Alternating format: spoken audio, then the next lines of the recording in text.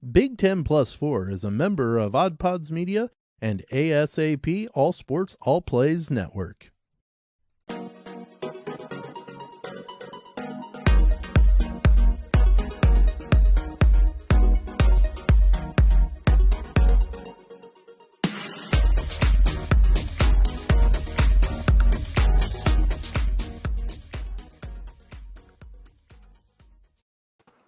Hello and welcome into Big 10 Plus 4 college sports with a Midwest perspective, blue collar and blue blood. I'm Dalton Shetler. Thanks for being with us. Sam Sprunger over there. Tony Hollinsworth in the middle, if you can see us on screen. Sam, Tony, how we doing? Better this week. Yeah, I say, especially after your team got a win there, buddy. A good win at that. And yeah, I don't care that it was without. They beat Minnesota without Mo. It doesn't matter. Win's a win. Well, a win's a win, sir, as you like to say, Tony. Yeah, I was going to say for our newcomers that may not Shame be aware fully of the, yes, shame on you, but may not fully be aware of the rooting interests of the pack. Tony and I both with the Big Ten are into Michigan State, have Michigan State Alliance's interests. Sam, on the other hand, is a big Boilermaker fan, and Boiler up. They go to Minnesota. We'll talk about that game in just a little bit because now the West is really something else. Isn't but it? Actually, where we want to start is where the West maybe got turned upside on its head because there's only one team in the Big Ten West that doesn't have a win, and that's the Wisconsin Badgers. And Wisconsin at home, welcoming in Brett Bielema, the lovable son that gave him a Big Ten title in 2011. This and 2012, matter of fact. Right. But he makes his return as the head coach of the Illini and just dumps on them 34-10. Illinois goes into Madison and just without a shadow of a doubt puts on a huge performance, getting the win. Wisconsin only 2 rushing yards in this game. I was going to say, I will repeat that. Wisconsin, 2 rushing yards in this one.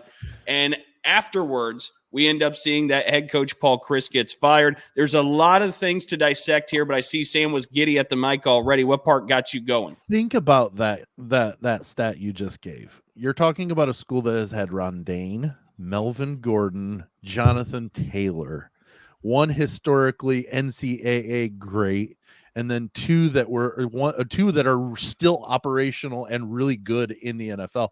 Jonathan Taylor might be the best running back in the NFL. And you're talking about the school that all 3 of these guys went to had 2 yards against Illinois. And I don't think Braylon Allen and Ches Malusi are that bad. They're much more capable than 2 yards. And I think that's a big part of the problem and the reaction. And maybe this is where we start off. Paul Chryst gets dismissed Sunday night, the day after this beatdown he suffered against Illinois. Interim head coach is announced is going to be Jim Leonard the rest of the way. Let's talk about this, and we'll start with Tony. Paul Chryst being dismissed from Madison. What was your takeaway when you heard the news?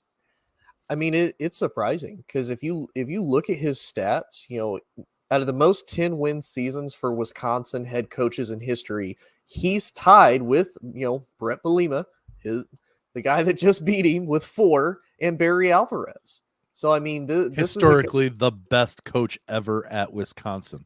Which also, did you think Barry Alvarez was just going to parachute from the sky to take the interim job? I thought like he did when Bielema left to go do the Rose Bowl. Yeah, I thought that. Well, like Bob Stoops when Lincoln Riley left Oklahoma. Yep. I'll come back for a game, and Oklahoma's like, do it, come back. I know that's how Badgers fans feel, but it's sad. I mean, Chryst overall, he was 67-26 as a head coach. He's 43-18 in the Big Ten, and he won 3 Big Ten West, division titles and finished top 15 3 times. So the fact that he has one bad start to a season, he's 2-3 with, again, when we've talked about it, there's no definitive favorite in the West because every time we were like, okay, maybe this is going to be the team, they get upset. I beg to differ. Well, except for Sam. Sam's still holding strong with Purdue. I'm still holding strong with Minnesota. I'm sitting in first place, dude. Oh, wait, no, I'm not. Tied for first place. So am I with Nebraska. Look at me go. Exactly. It's true. But it's just surprising because with and this is what has always surprised me with some colleges and some coaches is that, it takes time to build this program. Paul Chryst has been here for an extremely long time.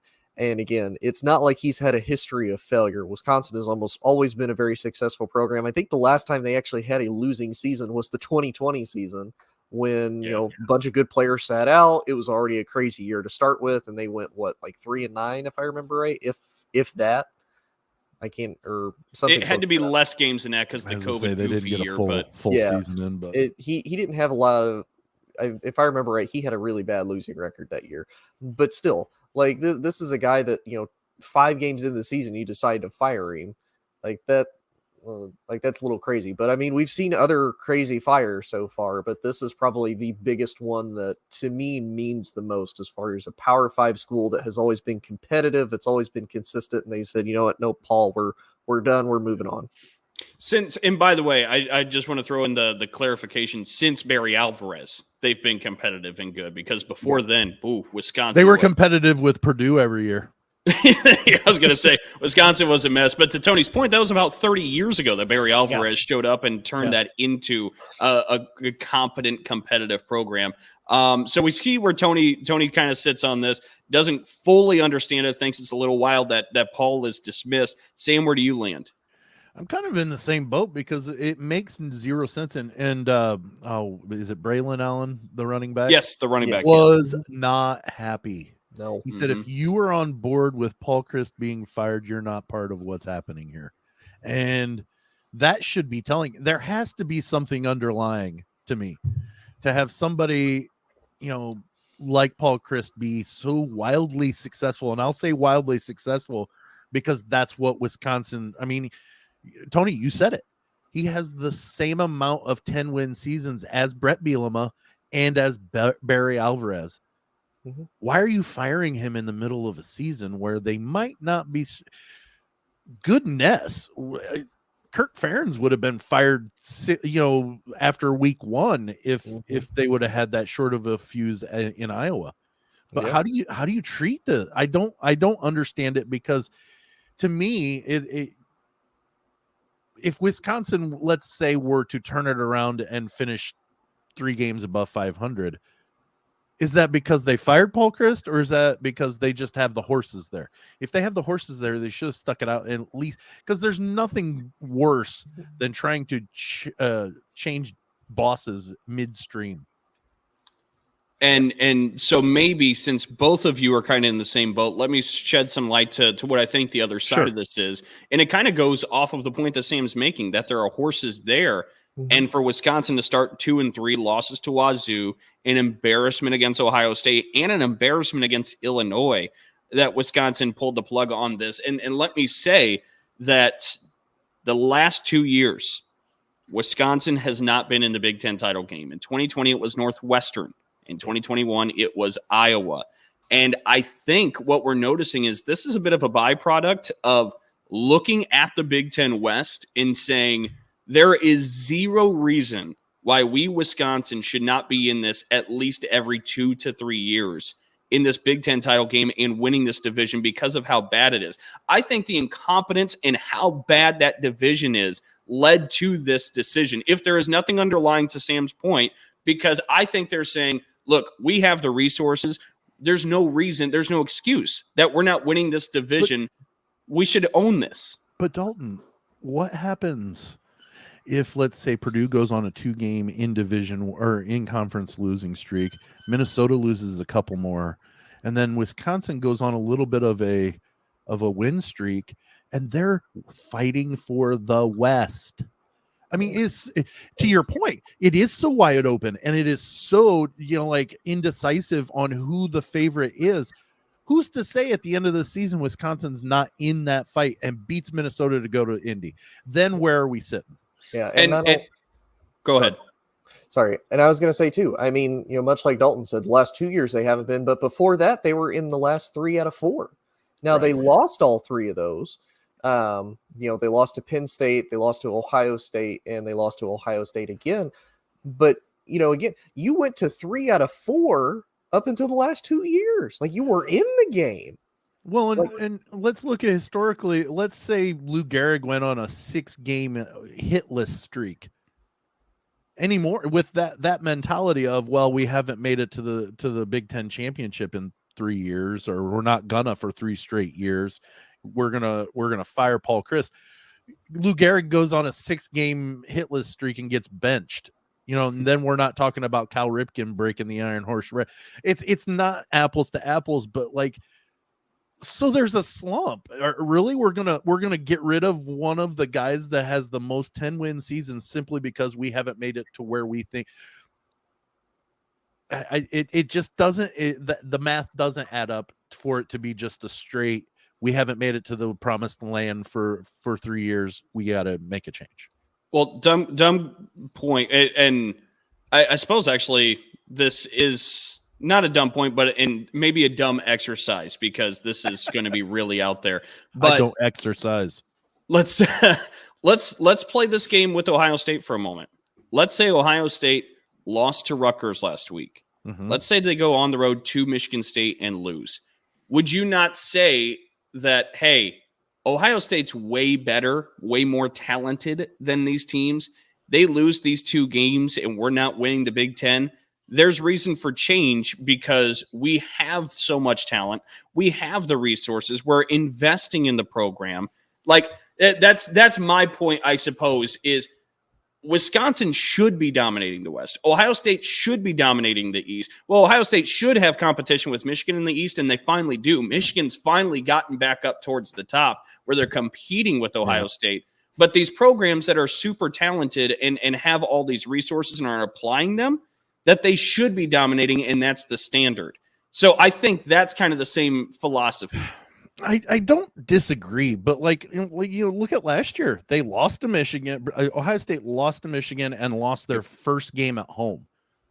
With that mentality, Ryan Day should have been fired last year because he didn't win the East and he didn't go to the playoff.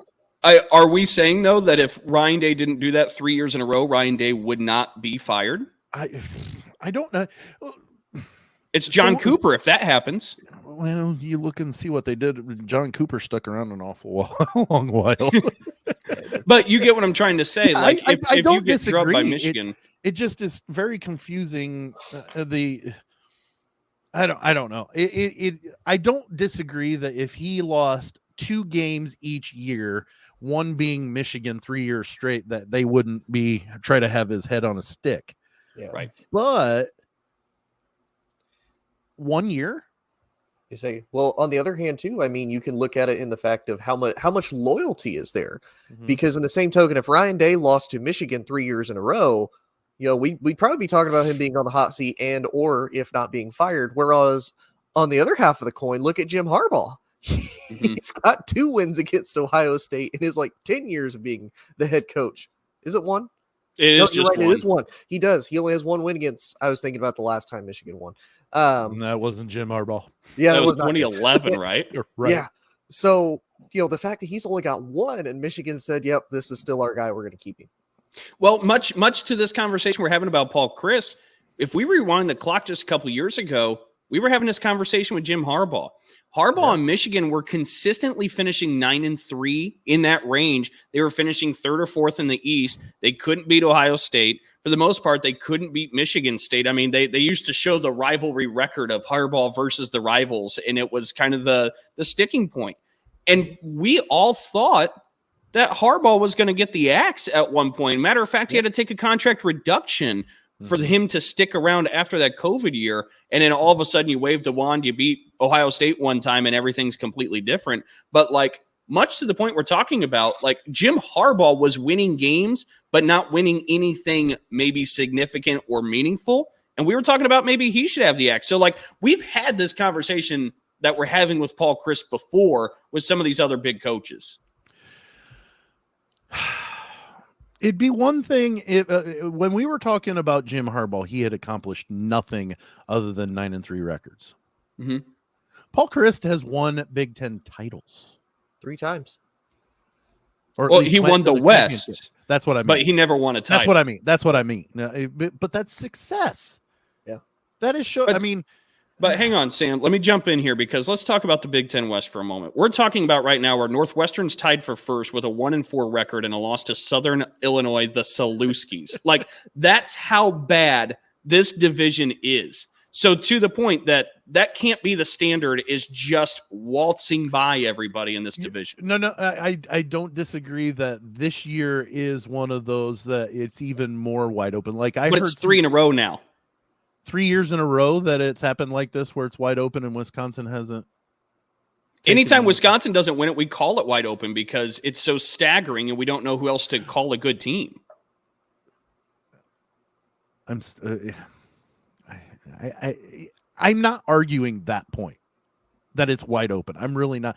To me, though, going through a time period, and here's the thing, I still see Wisconsin as a threat. I mean, I'm just not gonna say, well, they're completely out of it until like they've lost another 3 games in conference, because all it takes is, and it maybe it's the change of of who's leading the way. I don't know, but such a success, and it's bad. It's been bad. Ohio State, they looked like a dumpster fire, but you know what? Ohio State's going to make a lot of teams look like dumpster fires when they think, oh, well, they should have been pretty productive. Well, Ohio State's really, really good. Yep. It's going to happen that way. And I don't know. It's just, you know what? It's not Purdue, so I don't really have a huge opinion on it in that aspect, but it just doesn't make sense that it's one of those that yeah, you've gone through a dry spell in the last 3 years. And 2 years. I'm not even going to say they're out of it right now, because they're not, because it's so wide open. It just takes them beating, let's say Purdue, Minnesota, and well, they're not going to beat Illinois, but Northwestern, and all of a sudden, boom, they've got less losses than everybody but Illinois, and that's taken into consideration that Illinois goes undefeated the rest of the way, or at the same time as them. So I mean, they're literally a win streak away from being again the West Division winners. It's a fair point. I do want to tackle this from a couple different angles before we close the book on the Paul Chryst dismissal. One being where I really am hung up on this and I really don't understand it is in January, athletic director Chris McIntosh gave Paul Chryst a contract extension. Mm-hmm. I don't understand if you take my philosophical argument that this has been, you've been seeing brewing under the surface. Yes. If you take that philosophical argument I'm making, that maybe you've seen signs of weakness and maybe there have been shortcomings over the years, why would a contract extension be granted if this is how you felt, where you're ready to pull the plug 5 weeks into the season? I don't know that we've gotten an answer yet. And maybe I missed it somewhere in the press clippings and researching through the press conferences. But how do you give him a contract extension in January, and 5 weeks into the year, you're now having to buy out his contract? And we still don't know the exact number. He says in a quote that it's significantly less, end quote, that what was going to be owed to him. So we don't know exactly how much the buyout was. But what happened from January to there? If you felt this coming, there should have never been a contract extension. Correct. And if you didn't feel that coming, boy, what a knee-jerk reaction and lack of loyalty 5 weeks into this year. That's where I'm hung up from a logical sense. What's the purpose of the extension if you weren't intending on keeping him for at least one full season afterwards? Mm-hmm. Yeah. And actually, I did find out. So in 2020, Wisconsin went 4-3 overall. So I mean, even a losing season. Yeah.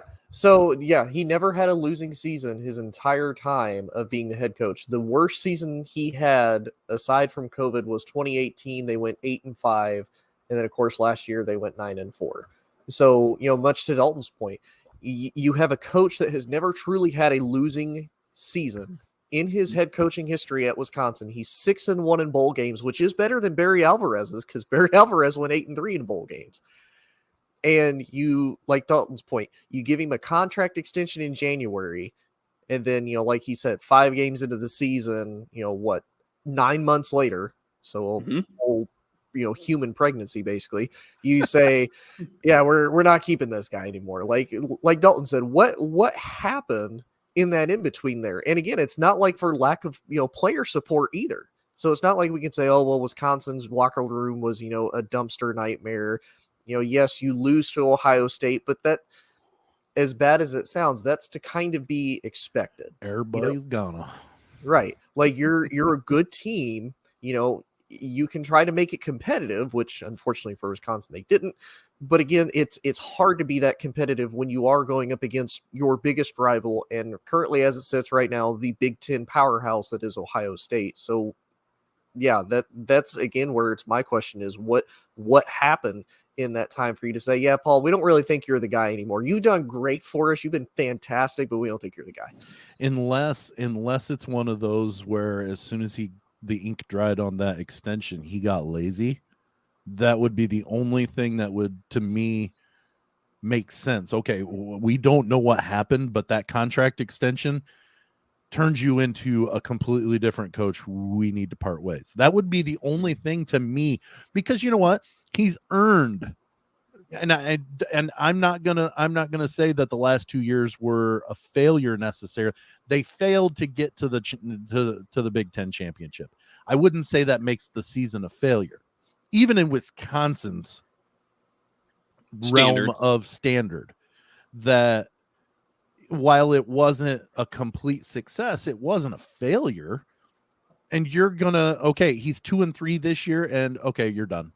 It has to be that he got really lazy after the signing, or they jumped the gun and had a knee-jerk reaction. And again, we're operating currently with the assumption or no knowledge of anything nefarious or anything maybe out of character, maybe something despicable kind of behavior. I mean, that's always a possibility. We're going just by what's on the surface.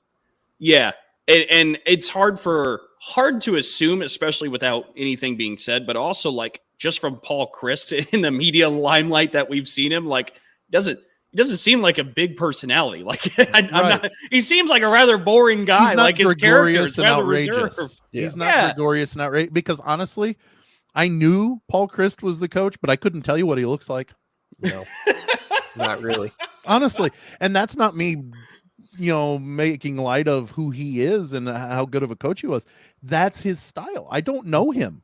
What he looks like. If he walked by me, I'd be like, hey, what's up? And that was it. I wouldn't even be like, oh, wow, you got a raw deal. Another regular old guy in Wisconsin, like, oh, hey, what's up?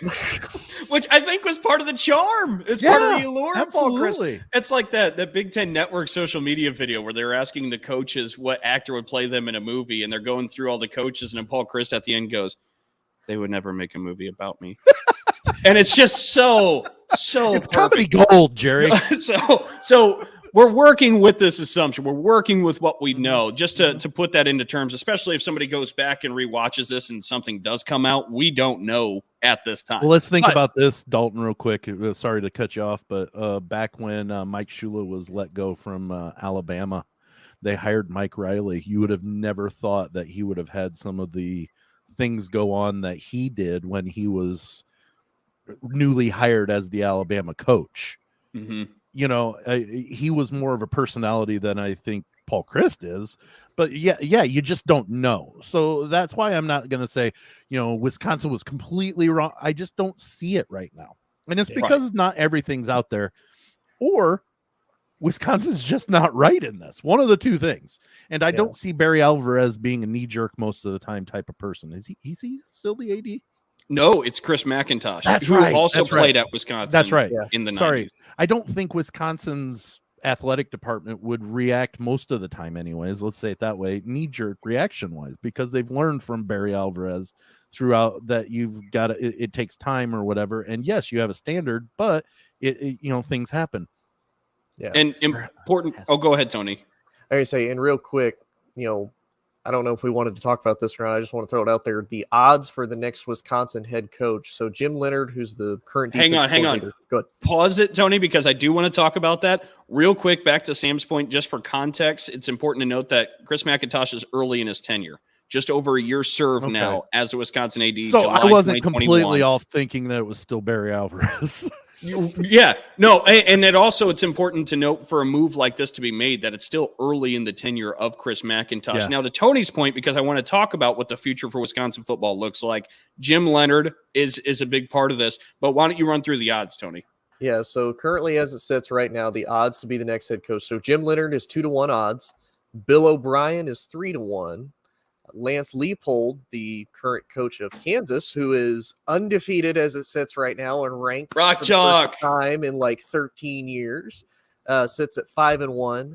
Dave Arnada for Baylor is 6-1 odds, and then Sean Lewis for Kent State is 8-1 odds. So Where's Brett Bielema there?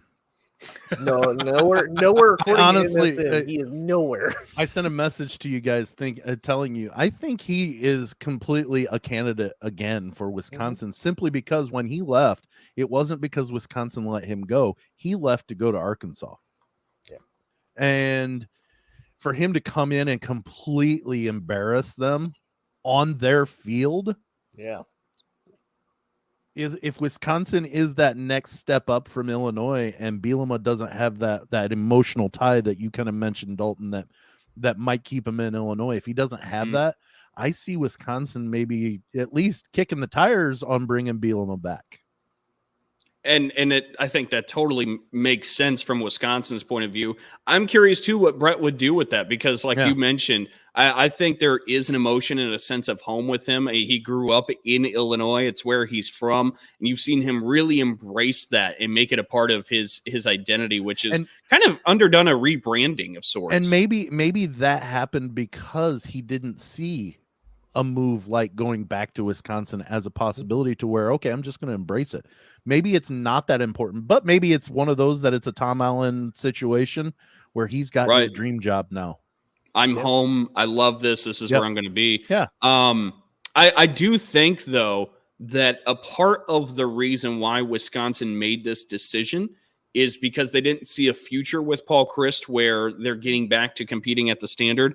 And maybe, well, hold on, because I think maybe they want to know if Jim Leonard could be the guy. And they said, that makes here's sense. a 7-week audition. It's yours. Show us that you're the man for the job. And that's what I was going to say was why why let him go in the middle of the season if, because change does screw with players. 100%. But I do think that was a part of this. Again, working with the knowledge that we have. That a little bit more then. Yeah. Because I in jobs I've had, in the middle of a very busy time, a boss got replaced and it threw a wrench into the way things went because the boss now has different ideas on how things should be going. There's already a flow and you and that's not to say that the flow wasn't wrong. Right. There's just a really big learning curve. So like for the next 2 weeks, I wouldn't think Wisconsin, I think they play Northwestern this coming week. So yeah, on the road. So while Northwestern is tied for first in the West Division, that's right. I don't know that it's going to be that tough of a game for teams like Wisconsin. I don't know. I just got a message and it threw me off. Anyways, I don't know that Northwestern's going to put up a huge fight against Wisconsin. So like the next couple of tests may be a little bit hard to watch for Wisconsin fans. Yeah. All right. Let's go ahead. We're heavy this first quarter. Let's move to the second. We'll recap a little bit of the rest of the weekend. All right, we got 2 other games we want to talk about real quick before we end up getting to halftime and then previewing what's coming up this weekend. One being the place where top 5 teams go to die. Kinnick Stadium. It was all the talk. It was all the storylines, the narrative heading into this one. It didn't matter. Michigan gets to win 27-14. It wasn't even that close, Dalton. It really wasn't. Michigan continues to flex its muscle, and the Wolverines get the win 27-14 against the Hawkeyes in the Michigan's first road game of the season as well. What did you 2 take away from this? Tony? You want me to go? Okay. So it was a couple things that like we've talked about all season, Iowa's defense is literally carrying them as hard as they can against a very limping, almost amputated offense that is the Iowa Hawkeyes. Now, I gave them credit last week. I said the Iowa Hawkeye offense is back. Sam Petras threw for 246 yards, folks. 246. It's incredible. And a touchdown. He didn't throw an interception. He got one touchdown. I mean, he's a solid game. Right. Hey, for him, they're coming back. They're coming back. But it was to kind of be expected. This was one of those it was a top offense in the Big Ten and in the nation versus one of the best defenses in the Big Ten and in the nation. And, the offense was able to get the win. And again, I kind of said it, last week, the biggest thing that was going to hurt Iowa was that offense has to have some type of production. You don't always have to come away with points, but you have to come away with some type of production to at least get down on the field and keep your defense rested, because that's going to be the only way you're going to be able to be competitive in this game, is if your defense doesn't have to be on the field for, almost 10 minutes at a time as far as drive goes. Because it's like, okay, yeah, you can get a couple stops, but the minute that Michigan, gets a first down, okay, all that starts over. And then you're for this long drive. And if you're the offense and you immediately go 3 and out, so the defense gets about maybe a 2-minute break. All right, defense, time to go back out there. Let's go see what you got. Like that, it's going to hurt them. And, really, like I said, the defense did really well for the most part of the game. All the way up until the third quarter, it was only 20-0. Now, I know that sounds bad because, well, it's 20-0. That's pretty bad. But compared to what we've seen Michigan do to some of the other teams that they faced, mainly, quote unquote, cupcake teams, that was a lot uglier of a matchup than what it could have been. And then, of course, Iowa scores 2 touchdowns in garbage time that don't really matter. And of course, Michigan ended up scoring, kind of a game-sealing touchdown to end it. But, this is a defense that, again, they can go very far, but that offense has to be fixed because, again, like we've talked about it, with Wisconsin not really being a definitive, really nobody in the West being a definitive, this is still open for Iowa to do, and they have a defense that any team in the nation would, relish to have. They just don't have an even average offense to be able to go with it, which is just, it's sad. It's sad more than anything. Sam? The offense at Iowa outperformed my expectations because I literally didn't think they were going to produce more than 3 points. And that's true. It's true.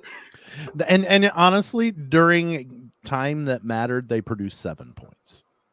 Like Tony said, they scored that last touchdown in garbage time. It was 27-7, until right near the end. I had stopped listening. I was driving at the time that they were playing, so I had it on. The Sirius Red Zone channel for Learfield or whatever, where they jump around to the different games, and I was listening, and they were playing important parts, obviously, of this game. And then all of a sudden, just in passing, they're like, okay, the Michigan-Iowa game goes to final. Iowa scores a touchdown late and makes it a lot closer than it actually was. I'm like, oh, okay. Yeah, that 27-7, that's more of what I was expecting the game to be. So the final score does not paint the picture. That's all I got for it.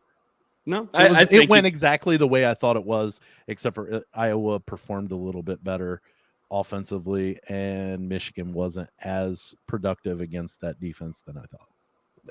Yeah, I think you both nailed that. We can go ahead and move on. Let's moving along. Let's get to the last recap that we'll have time for, and this is the big one. The Big Ten West. This could have been a championship game when we look back after the season at the year. Purdue goes to Minneapolis, sinks the boat. The Boilermakers win 20-10 over the Gophers. Purdue's had Aiden O'Connell ride in on a white horse and be able to lead the Boilers more like the to horse victory. limped in because he wasn't normal Aiden O'Connell. But still, what an impressive win over what has been a dominating Minnesota team so far. And honestly, I didn't see it. I was driving at the time that it happened, so I was listening to it. At no point did it seem like, though, even when Minnesota got back to 10-10, it just always seemed like you were waiting for Purdue to extend the lead back out. Mm-hmm. To me. And that's not me being a Purdue homer. It just seemed like without Mo there, Minnesota was kind of an anemic offense, and you just didn't have much confidence that they were going to overtake Purdue. It just did, that was my overall feeling. That may be enough of me being a homer that I was like, yeah, Purdue's got this, or whatever, being cocky, whatever. But the point is they won by 10 points, and they now have a tiebreaker over one of the favorites. Tony? Yeah. I think the biggest thing is that both quarterbacks really didn't play that well. There's 5 interceptions between both quarterbacks. Aiden O'Connell throws for 199 yards, 2 picks.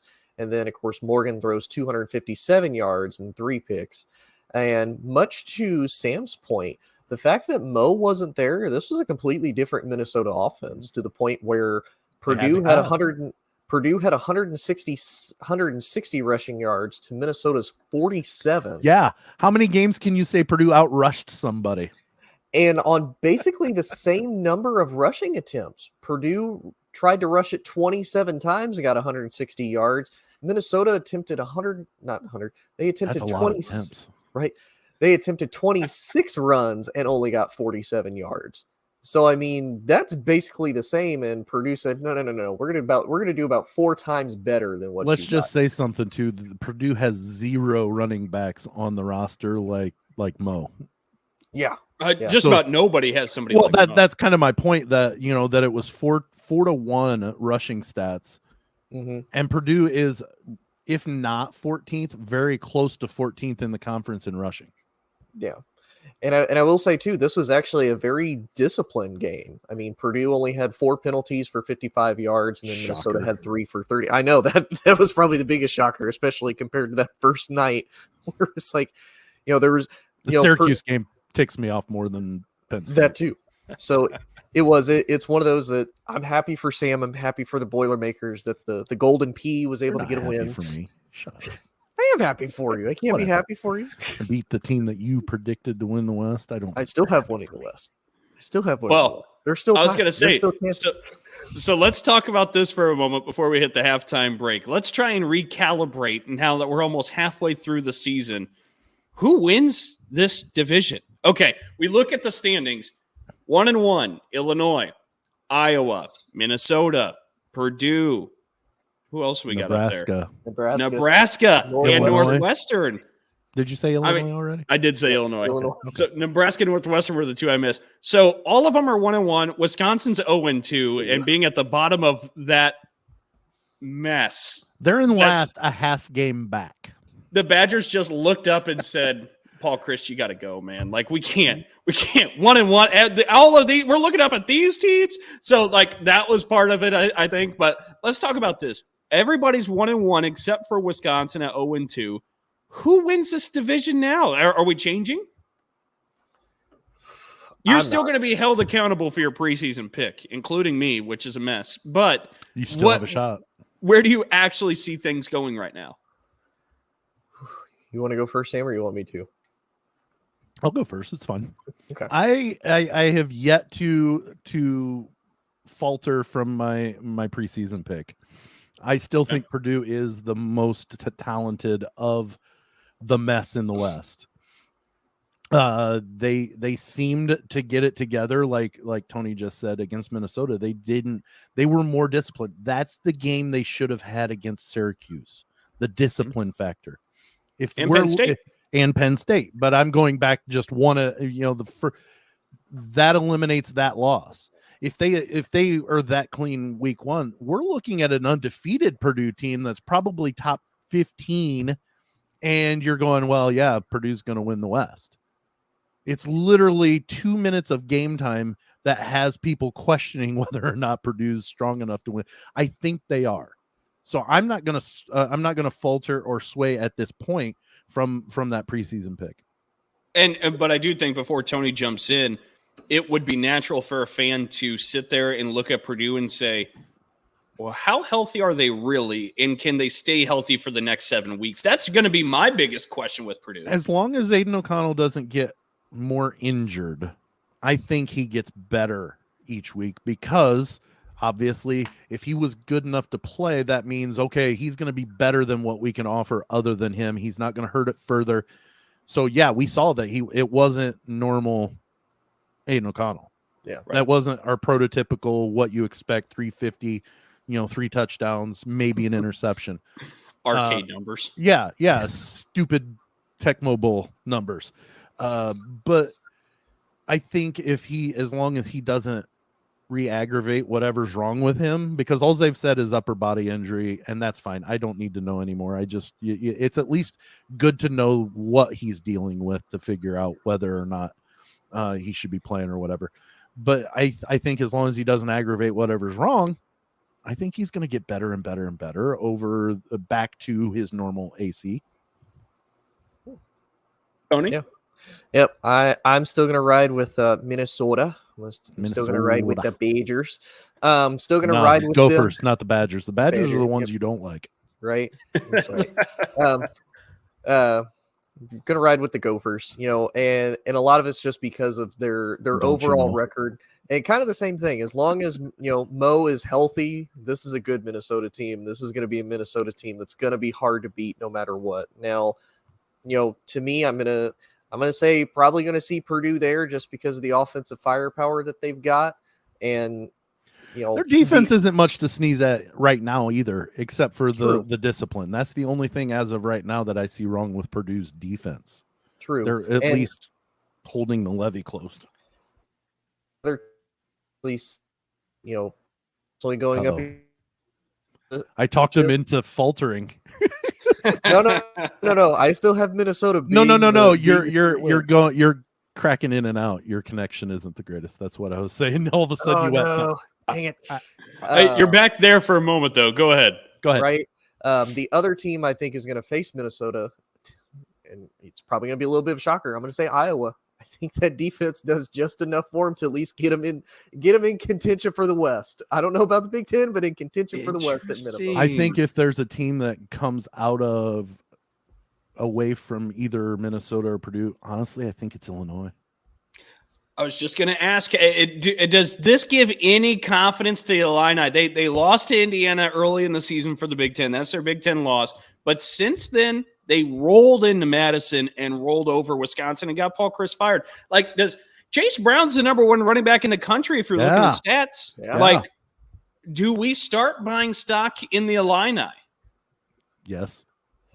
At least more interest and more stock. And maybe you're not putting your whole portfolio into the Illini, but I think maybe you're taking at least a little bit more of a notice and maybe saying, well, yeah, I could see a scenario. You know what I love about this?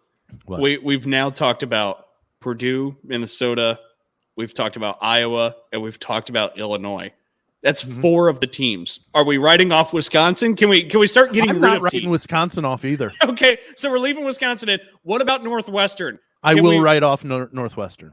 They've won some of these mud fights before with the Big Ten West, but okay. So if you're comfortable writing off Northwestern, Tony, are you comfortable or are you keeping them in? We're building a collective contender here. Oh no, I'm 100% writing off Northwestern. And the fact that I'm not completely sold into Illinois just because they have Tommy DeVito. He is not Danny DeVito. I can't be sold. I think Tommy would probably produce more than Danny would. Okay, so the other West team we didn't talk about, Nebraska. Are you writing them off? I say that was your pick. That's buddy. your pick. Let's have you decide first. That for everybody that doesn't know, we just need to clarify. Sam did hype them up and convince Dalton in a very good way to pick Nebraska. It was very Stephen A. Smith fashion, saying, you know what, you get this one right, that's going to be one to hang a banner on. And I was like, okay, let's ride into the sun. And then get the audio and be like, look, he picked. This is August. He picked them. And Yes, he If did. they end up winning the West, it's not exactly how I saw it going down, but it certainly would you be a didn't story. paint the picture. You just Hey, said you what the picture would look like. You didn't say how they had to win. You just said they had to win. You just didn't said have at to get the end of the year specifics. they were going to have the best record in the West.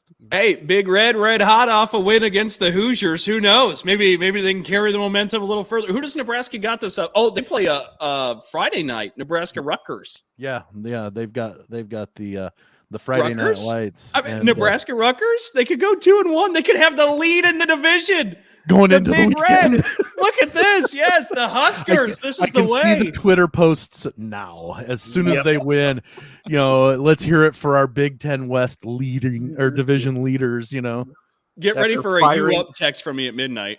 After a firing of their head coach, and now they said, "Look at this, Scott Frost. We're winning, baby. We're back." So basically, nobody really knows what to think of the West. We have 5 teams that could still win the West that we've collectively agreed upon. Maybe even 6 if you do want to say Nebraska if they beat Rutgers and leads the division. This whole thing is just something else. But we're going to preview the weekend coming up here in just a moment. Let's hit the halftime break first. You are listening to Big Ten Plus 4, hosted on Anchor and StreamYard.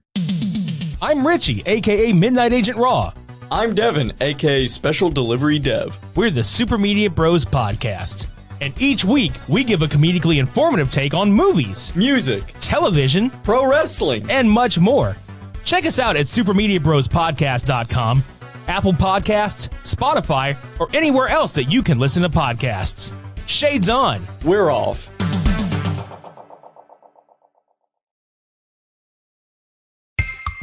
Hi, I'm Sam. I'm Richie. I'm Little Matt. And here in the 500 Section Lounge, we are 3 dads who host a family-friendly weekly podcast. Yep, we laugh, we go on tangents, and we talk to great guests. Tangents. I don't know what you're talking about with that. There are gases leaking. All right, okay. Yeah, we have legendary conversations from sports to history and everything in between. So be on the lookout for what we do next. And always be there to Grab a listen. Time for the third quarter. If you're a longtime listener, you know that third quarter whistle is always a little bit of trouble. But look at that. We got it going today. We're feeling good today. We'll have an over-under or a betting line by the end of this. Does the third quarter whistle work?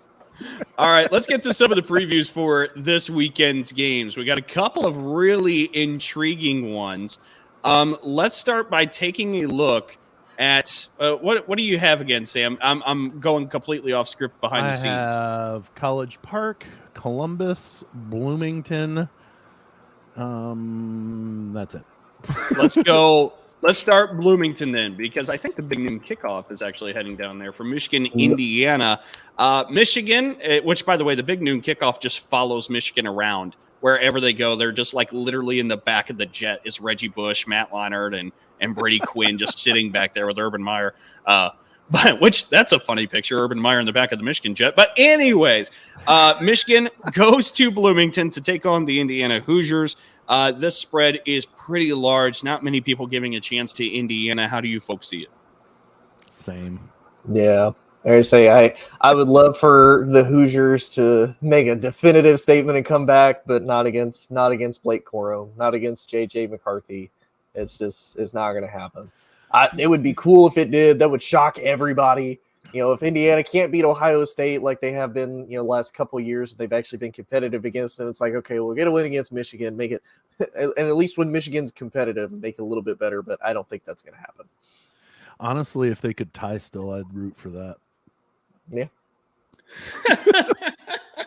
Well, is Michigan close on the spectrum of fan hate or angst against to Indiana as the Purdue fan, Sam? No, I just really dislike Michigan as a fan. Well, you're talking to a couple of Spartans. So, I grew up as a go Purdue on. fan in the time of the Fab Five, so that put a really bad. Because honestly, I didn't hate Michigan back in what was it, '89 when they won against Seton Hall. I was rooting for Seton Hall, but I didn't hate Michigan. Now that I've grown up, what do they say? As you get older, you get wiser. Yeah, okay. Good enough. Good enough. That's fair. Okay, so we're going Michigan big against Indiana. No real surprises from any of us. Michigan's really they're good. I've not said that they're not good. I just don't know that they're going to be last year good, and that's what a lot of people think, that once they beat Ohio State, hey, they're back, and they're just going to be automatically penciled into that number 2 behind Wisconsin, behind Ohio State, or competitive with Ohio State. I just don't see it yet. I mean, they had to have one heck of a special season last year to beat Ohio State. Like that's saying something. And for them to have that and then to lose big portions of their defense that made it so special, it makes me doubt that they're going to be as good as they were. Yeah. And I don't think IU is the test that will show us whether or not that. I think Maryland was more of the test than IU is. As we talk now, the spread is set at 22 points even, Michigan being a favorite, but that's not even the biggest spread you can find in the Big Ten this weekend. We move to East Lansing, Michigan State and Ohio State. Ohio State coming off of a drubbing over Rutgers, where no Travion Henderson, no Jackson Smith and Jigba, no problem. Mayan Williams comes in at running back and scores 5 touchdowns on the Scarlet Knights. The spread, as we talk right now, set at 27.5 points. But in the words of Lee Corso, not so fast, my friend. We've seen this story before. 1998, Michigan State goes to Columbus. That wasn't it. You're talking 2015. We've seen that before, too, where Michigan State went to Ohio State, beat Ezekiel Elliott in the Buckeyes with the game-winning field goal from Michael Geiger. But I'm going back to 1998 when Michigan State went to number 1 Ohio State as 27.5-point underdogs and led by Nick Saban. The Spartans knocked off the Buckeyes. We have seen this play out before, but it's obviously going to be a very, very tall task for the Spartans in this one. What do you folks think? Well, first off, I need to apologize that I have the Michigan State logo and the Ohio State logo in the wrong position. It should be the on the right-hand side. The Spartans are home. Team. Yeah. Noted. So when I said Columbus, I was going by what team was second on the list. I don't foresee this being any better than the Wisconsin game. Like, and it's because that while Michigan State, their big strong suit is their front seven. Well, CJ Stroud is one heck of a quarterback and can throw the ball. And forgive me, the front seven had been the strong suit, but the last 3 weeks, I mean, the quarterback pressure. The Spartans finished through week 2 as the number 1 team in the country when it came to forced fumbles, fumble recoveries, quarterback sacks, and that pressure is poof, gone. Still continue. But I still contend that that's what's going to win the ball games, is if that front seven can get the pressure, agreed, and keep the quarterback on the run, and from being able to just sit in the pocket and pick the secondary apart. If a quarterback, especially like CJ Stroud's, going to be able to sit there and pick it apart, it's going to be an ugly day in East Lansing. I think it's going to be anyways. So it's I don't know that 27's enough. I mean, especially after what was it, 56-7 at the half last year. Well, I think the final was 49-7, so just soften it up a little. I think it was 50. It might have been 49.5, but I think it was. I think at half and 56-7. 56-7. Yeah. I think it was something ridiculous. That might be right. It was bad. Yeah. It was an ugly game. Yeah.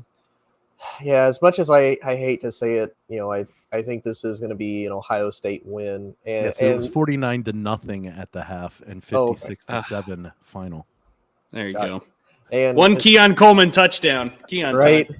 During and especially because Trayvon Henderson is supposed to be back against Michigan State. They're hopeful that Njigba comes back for the Buckeyes, and they're hopeful that Cameron Brown comes back for Ohio State. Yeah. So this might be a get better game for Ohio State. That's really scary to say. That's what I was about to say. This might just be one of those, all right, guys, knock off the rust, and here we go.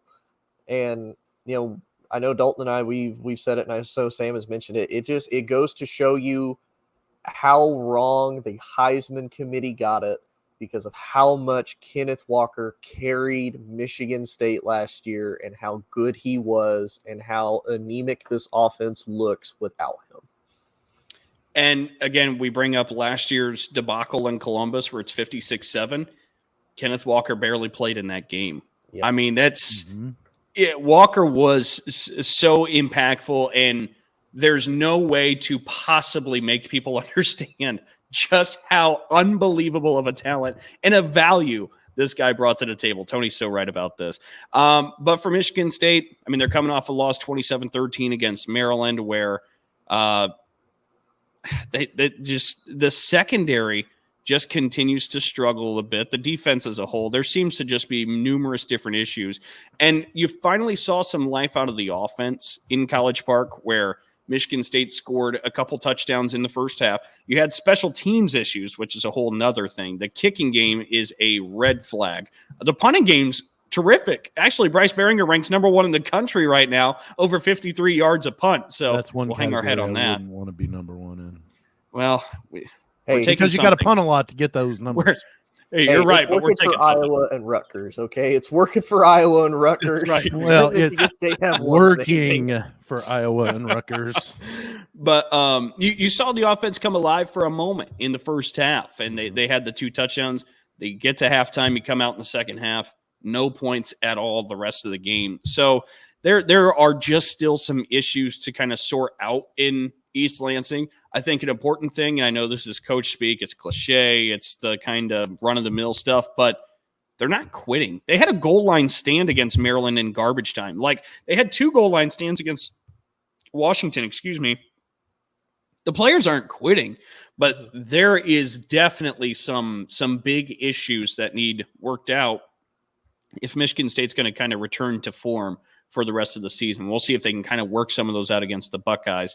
By the way, real quick, before we get out of this segment and get to the headlines, speaking of previews, believe we still have College Park on the table, where the Boilermakers are making their way out east to take on the Terrapins. We just talked about Maryland fresh off a win against Michigan State. Talia Tagovailoa, one of the best quarterbacks in the conference, going against one of the other best quarterbacks in the conference, Aiden O'Connell. Whatever the over-under is, it's probably not high enough if these 2 teams play to form. I've got 59.5 as the over-under. Maryland's favored by 3. Oh, man, if these 2 quarterbacks are healthy, I don't know if that's enough. Well, we said that about Syracuse and Purdue a few weeks back, and at midway through the third quarter, there was like 17 points scored.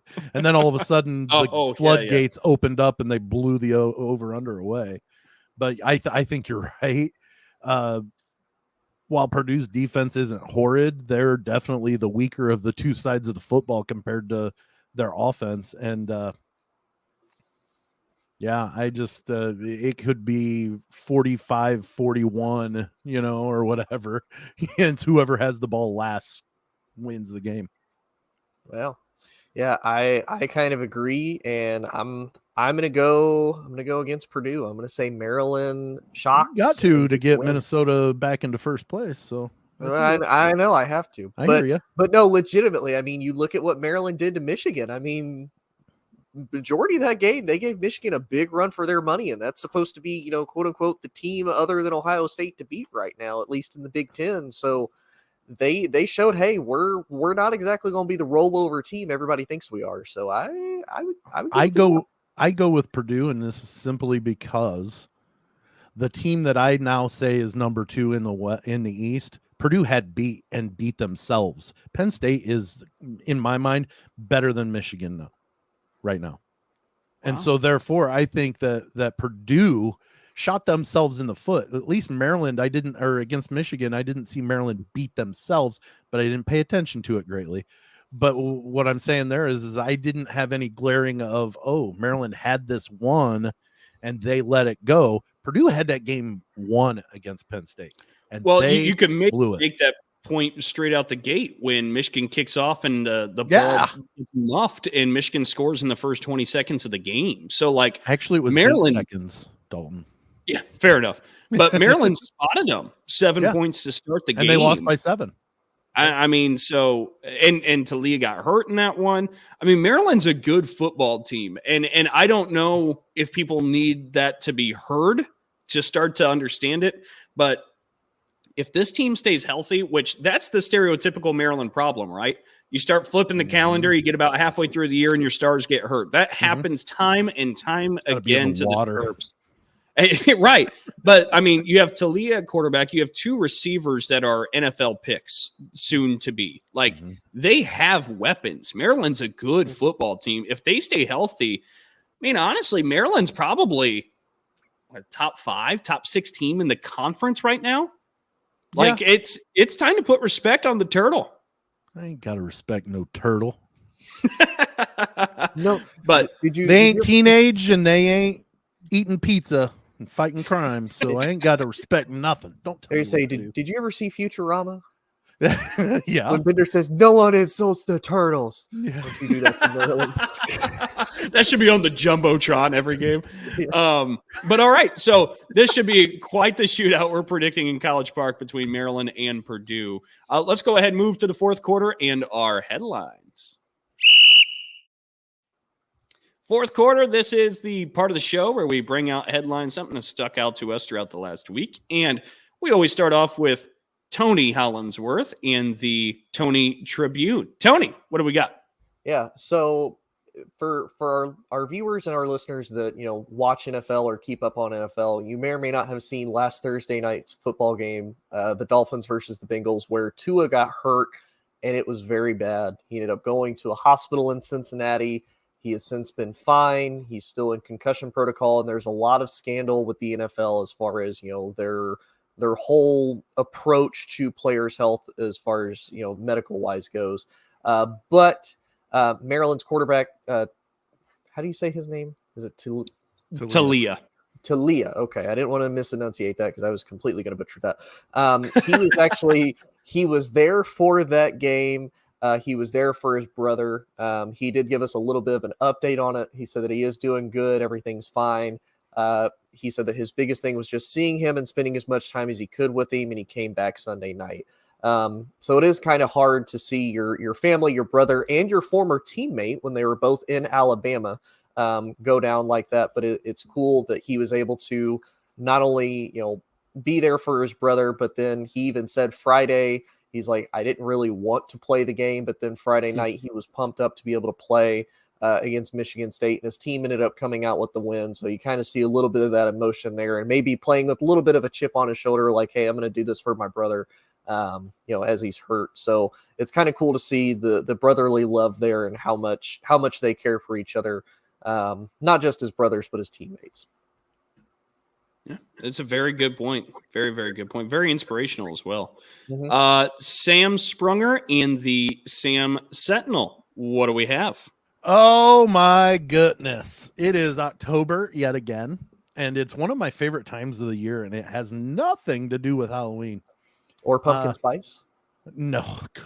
Ooh, good question. So it's October, and it's normally from October 1st or 2nd through the 30th or 31st, depending on where it falls. SiriusXM has a channel that is amazing, and I drive my family insanely crazy with it. If you look just up over my left shoulder, so right there is my poster of Billy Joel at Wrigley Field for the 5th straight year. And I have seen Billy Joel perform, 3 times, and twice at Wrigley, once at Madison Square Garden. He is my favorite performer, but the Billy Joel channel is 105 on Sirius XM. And if you have any interest in Billy Joel, he does interviews. He talks about why he wrote some of these songs. And it's just an amazing, and I know this has nothing to do with sports, and I don't care. It's my headline. But it literally, it's one of those that I get excited twice a year for what's on the radio. And it's because normally in March and October, Billy Joel channel comes back to Sirius XM for a month, and it's nonstop wall-to-wall Billy Joel. So if you don't know his music, shame on you times 10. If you don't know the Big 10 plus 4 show, that's just shame on you. Billy Joel, come on, he's a brilliant writer. Wrote one of the best songs, well written songs that I would contest is written. One of the best I've ever heard, and that's "We Didn't Start the Fire." It may not be the best melody, it may not be the best lyrically for meaning, but oh my goodness, he puts Dien Bien Phu Falls into a song and it flows so well. So, and just some of the stories that he tells behind what he wrote these songs about, songs he doesn't like. I love Billy Joel. I love the Billy Joel channel every October. So the Sam Sentinel is the PSA to go if you have Sirius XM. Program 105 onto there, because whenever they do special channels, it's normally channel 105. So yeah, that's the Sam Sentinel Billy Joel channel all the way through October. Oh, we know the soundtrack for Sam throughout the month of October. You do. Oh, and when we used to go on fall break trips, it's always in October. So I drive and I control the radio. So I would drive my family insane because it would always be on Billy Joel. Fair enough. There are worse people to leave the radio on than Billy For sure. Joel. So That's why I'm okay with it. Plus, I really love the music. I mean, I with Billy Joel, I have made the contention that I will see him in concert every year that he's close to me, because I waited until next year with Tom Petty, and he passed away before I could see him perform in person. So I decided, you know what, Billy Joel's next on my list. I'm going to see him every year I can until he doesn't tour any longer for whatever reason. And it's because of that, because one of the best concerts I've ever seen in person. And that was when he was in his late 60s, almost 70, when I first started watching him. His voice isn't the same, but he performs for 2.5 hours straight and does it's just awesome. It's fantastic. That's pretty neat. That's really neat. And what got this going, what made me decide this, and I'm sorry, I'm totally hogging this. You're good. What made me decide this was I was listening last night, and Piano Man, a live version playing of Piano Man came on, and he always stops the last time they sing, play us the song, "You're the Piano Man." The crowd sings it. And what just blows my mind is the first time I was standing in Wrigley Field with Gavin, watching Billy Joel, 50,000 people singing that simultaneously back to the guy that wrote it. I don't know that there can be much better feeling for a performer. That's pretty cool. Yeah, no, that's I don't got much to add on to it. It's a really neat thing. It's pretty cool. For the Dalton Daily, I wanted to take a look and kind of full circle our show back to the Paul Chryst deal for just a moment, because Paul Chryst gets dismissed, and of course he gets a buyout that we don't fully know the details of. But what we can maybe go off of is one of the reports out there, Ross Dellinger of Sports Illustrated, who does a good job covering some of the different minutia in sports, a lot of the business details and different things. He's got it reported right now at $11 million. Again, Chris McIntosh says the number is significantly lower than what's been reported out there. So who knows if this is 100% accurate, right? But I want to take a look at this buyout for a moment, because there's actually a couple things I want to look at. One, we've seen 2 coaches in the Big Ten be fired here in the season. During the offseason, Kevin Warren, the commissioner of the Big Ten, at the podium for the Big Ten Media Days said, look, we're the only Power 5 conference who brought all our coaches back and had no changes in the middle of the year. And this goes to show the product of the climate that college football and college athletics is right now. It's win now or go home. And now we see 2 coaches leave after an offseason where nobody had left. But getting back to the buyout and Ross Dellinger's report, because he has it listed at $11 million for Paul Chryst. If you add that on to Scott Frost, you add it on to Herm Edwards, you add it on to Dorrell from Colorado. You add it on to more and more of these coaches that have already been fired this season. The total buyout number, as again reported by Ross Dellinger, $56.7 million that has gone to fired coaches in college football. And we are week 5 in the college football season this year. Folks, as we talk about money in college athletics and the business that it is, and you see billions of dollars get shifted around college athletics with TV contracts and everything else, when you're talking about some of the waste and some of the greed, some of the different areas where there's excess, look at this. 5 weeks in, $56.7 million have gone to fired coaches. We're not even halfway through the year. There has to be a better way to move forward with this. I don't know exactly how you make the change where the markets are and the precedent's already set, where coaches understand, hey, look, I want this much money guaranteed. If you don't, somebody will offer that to me. But somewhere in the spirit of just trying to not waste as much money and just greed as this, nearly $57 million, and actually put the money to use for the student athletes to give them a better experience. And maybe this money goes to other sports on campus. There are so many different uses you could have than spending nearly $60 million to fired coaches, not even a half through the football season. So I don't know how you make that change again, because you could say, a coach could say to you, if you're not going to guarantee me that money, I'm going somewhere else, because they will. I understand that. But somehow collectively, we have got to do a better job of setting up these contracts where coaches aren't just handed a paycheck on the way out like this, and money from the universities are just wasted.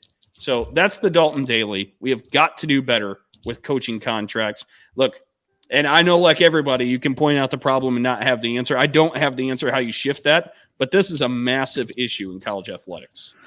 Yeah, and we talked about this when Scott Frost was dismissed, and the only thing that I can keep venturing back to is how many donors donated for that specific. Yep. How much is the university actually paying out? And I have no data on understanding or knowing what that percentage is. So I don't disagree at all. There are so many lower level coaches or programs that aren't being funded appropriately because they're wasting money. And programs have been cut the last few years across the country. Yeah. And there are various reasons, but the funding is the underlying issue for most, if not all of them. So it's frustrating because you want to have all of those sports offered, but yet it's being wasted on quick firings or whatever, like, they could have saved what, $7 million. Nebraska could have if they would have waited 4 more weeks, or 3 more weeks or whatever it was. 3. And and so there needs to be something, but how do you do that? Because it is within anybody's right to fire whoever they want. Oh, and let me be clear, my problem isn't so much with the firings, it's the way you set up these contracts where everything's fully guaranteed. I mean, nobody else has a job like that. Sam, if you get, Sam, if you got fired from a job tomorrow, are you paid the next 3 years' salary? No. They're not even giving me a severance. You know what I mean? Anyways. We have got to change how we're doing these contracts with coaches. There's smart ways to handle this. Now, again, in a competitive market, I don't have the answer how everybody all at once decides, look, we're going to stop doing this in this kind of unfeasible way, but that's where the change has to be made. It's the fully guaranteed money up front. I would even say, ahead, Tony. I would even say, make some type of penalty towards the school. Like, I don't know what that would be, because I mean, it's not like there's a draft pick. It's not like there's, those type of punitive punishments, but I mean, make a disciplinary board for the school. Like, hey, if you do decide to fire your coach and you're going to give up this money, you're going to be reprimanded for it. And it's not to force them to keep like a bad coach, or if there is something, obviously there should be clauses in case there's something that, goes horrifically wrong, if they violate some type of agreement or, personal conduct, something to that effect, be able to have an escape clause. But other than that, it's like, now the school, kind of like we're saying, the schools need to be held accountable, because that's a ton of money that is being taken away from the student athletes, other programs, and just the school as a whole. And it's like, okay, these are businesses And you're making bad business moves by just saying, yeah, this isn't really our guy anymore. Let's just drop an easy $5 million and it'll be no problem. Did Tony just ask for the NCAA to make a rule and have That was my thing too. I was gonna say, but who's gonna imply these rules? Who's gonna enforce these rules? It's great in a vacuum. Yeah, it is. It's great in a vacuum. Yeah, no. And I totally get it. And Sam makes a great point too. When some of the money's coming from donors, from boosters, I mean, it gets a little different. But my point is these fully guaranteed contracts up front, these can be shaped differently, and they should be for the well-being of everybody besides fired middle-aged men that are sitting at home after not having to work at their jobs anymore for the years to come. All right, on the way out of here, Sam, Tony, let us know where we can find the podcast. Let us know everything that's happening on all the socials. Well, we've got, I did update the icons. So we have TikTok, Instagram, and Facebook or Twitter at Big 10 plus 4. Spell out the plus. Gentlemen, do not put the plus sign for those. Twitter. Facebook, Big 10 plus 4. You can spell out the plus. You can put the plus. Doesn't make any difference. And then find us at oddpodsmedia.com for our audio, along with all the other Odd Pods Media family of shows. Find us at this time Friday on ASAP Network. We're looking to change that up and maybe double our shows, so we'll have an early week and a mid to late week release of our other show. So that's coming down the pike. We haven't gotten an exact date as to when that's happening, but it will be happening soon. I think that's it. Tony, you got anything to add to that? No, not that I can think of. Definitely everybody be excited because there's going to potentially be twice as much Big Ten football and twice as much of us. Twice either as much in your ears or on your 4. screens, one of the two. Twice as much Big 10 plus 4. Exactly. Not necessarily football, but Big 10 plus 4. What's not to love? You get to see and hear us more. Oh, yeah, twice as much. Come on. All right, that'll do it for another edition of Big 10 plus 4. Once again, that's Tony Hollinsworth, Sam Sprunger. I'm Dalton Shetler. Thank you all so much for tuning in. We'll talk to you soon. See you later.